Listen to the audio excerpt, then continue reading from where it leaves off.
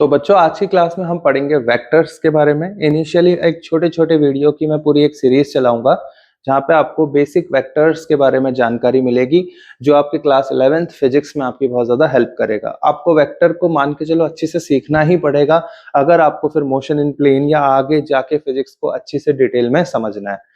बच्चा वेक्टर एक ऐसी क्वांटिटी होती है जिसके पास खुद का मैग्नीट्यूड होता है और उसी के साथ मैग्नीट्यूड के होते-होते उसके पास अपनी एक फिक्स डायरेक्शन भी होती है। समझ में आया? जैसे मैंने कहा कि मेरे कॉलेज से या मेरे स्कूल से मेरे घर तक का जो डिस्टेंस है वो 2 किलोमीटर है। अब 2 किलोमीटर तो सिर्फ और सिर्फ ये बता रहा है मैग्नीट्यूड को, यानी कितना ज़्यादा या कितना कम है। बट अगर मैंने कह दिया मेरे स्कूल से या मेरे कॉलेज से मेरा घर 2 किलोमीटर ईस्ट है, तो यहाँ पे जो मैंने डायरेक्शन दी, तो मैंने अपने स्कूल से अपने घर की एक स्पेसिफिक पोजीशनिंग कर दी और इसी के लिए हमें मदद पड़ती है वेक्टर की। पर ये वेक्टर को आखिर हम रिप्रेजेंट कैसे करेंगे, इसको जानने की हम कोशिश करते हैं। देखो वेक्टर को जनरली एक एरो से रिप्रेजेंट किया जाता है।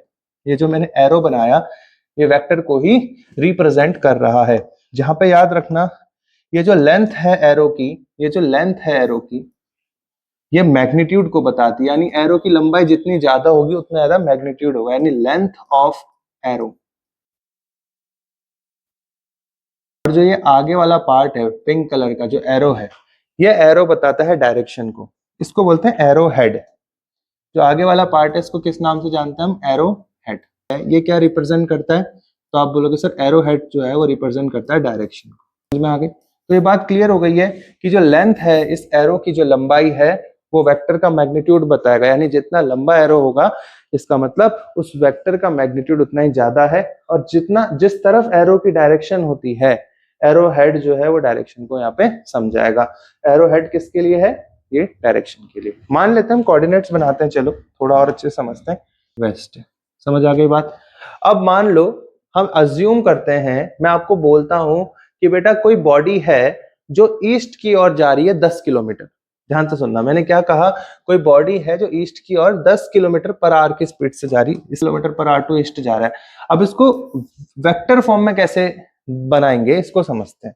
तो देखो सबसे पहले आप एक वेक्टर लोगे और उसको किधर की ओर बनाओगे? ईस्ट की ओर। बताओ क्यों बनाएंगे ईस्ट की ओर? क्योंकि बोला गया है कि ऑब्जेक्ट ईस्ट की ओर जा रहा है, तो लीजिए मैंने बना दिया ईस्ट की ओर।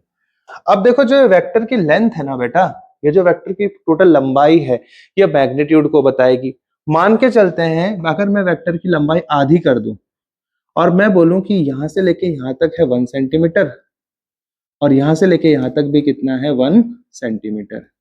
अब ध्यान से सुनना, अगर मैं मानूं कि 1 सेंटीमीटर लंबाई जो है वो 5 किलोमीटर पर आवर को रिप्रेजेंट कर रही है, तो यानी जो 1 सेंटीमीटर है ये किसको रिप्रेजेंट कर रहा है बेटा? तो अब 5 किलोमीटर पर आवर को रिप्रेजेंट कर रहा है।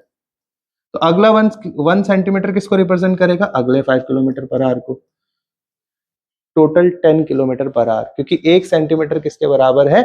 एक स्केल बना दी हमने अपनी मर्जी से कि 1 सेंटीमीटर किसको रिप्रेजेंट करेगा? 5 किलोमीटर पर आवर। तो टोटल मैग्नीट्यूड कितना हो गया?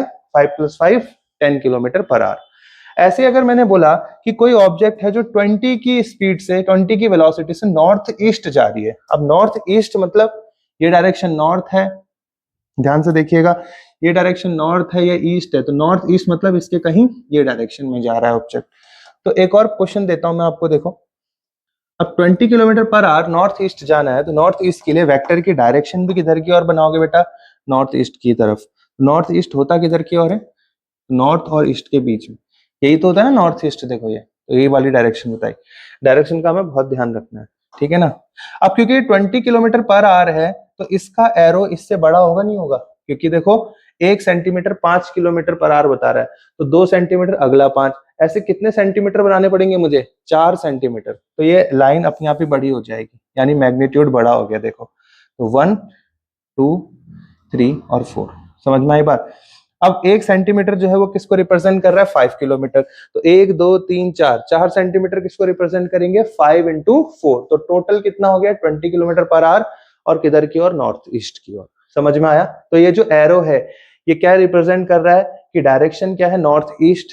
किसकी? 20 किलोमीटर पर आवर की वेलोसिटी। क्योंकि आप खुद बताओ, अगर 1 सेंटीमीटर है तो 1 सेंटीमीटर कितना है? 5 किलोमीटर। तो अगला 1 सेंटीमीटर फिर 5 किलोमीटर पर आवर, अगला 1 सेंटीमीटर फिर 5 किलोमीटर पर आवर, अगला फिर 5 किलोमीटर पर आवर। तो टोटल लेंथ ही तो है तो टोटल ये किसको रिप्रेजेंट कर रहा है? 20 kilometre per hour to north east. बात समझ में आ गया? यही है आपका रिप्रेजेंटेशन या नोटेशन ऑफ द वेक्टर।